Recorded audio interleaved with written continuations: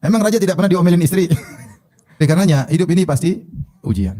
Nah sekarang bagaimana agar kita ridho dengan ujian tersebut? Semua diuji, nggak ada yang nggak diuji.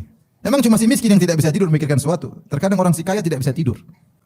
Agar kita tunduk dan pasrah dengan segala keputusan Allah Subhanahu wa taala. Terutama ibu-ibu yang kadang-kadang ibu-ibu hatinya lemah ya.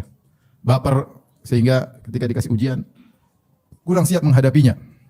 Apa yang dimaksud dengan pasrah dan tunduk kepada keputusan Allah Subhanahu wa taala? Maksudnya yaitu kita ridha bahwasanya apa yang Allah berikan itu yang terbaik bagi kita. Itu namanya kita pasrah. Kita pasrah, kita sebagai makhluk, Allah yang mengatur kita, dia berhak melakukan apa yang dia kehendaki bagi kita. Dan apa yang Allah pilihkan itu yang terbaik, itu namanya ridha. Bukan berarti ridha kepada keputusan Allah tidak boleh menangis, bukan berarti demikian. Nangis, sedih itu biasa. Sedih, khawatir, gelisah, tetapi tetap ada ridha. Makanya Ibnu Qayyim rahimahullah taala membahas tentang masalah ini.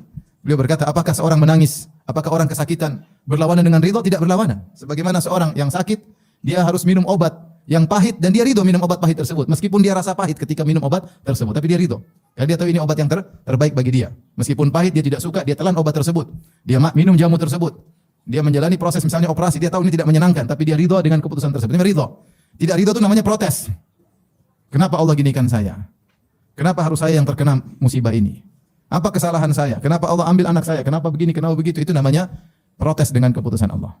Atau teriak.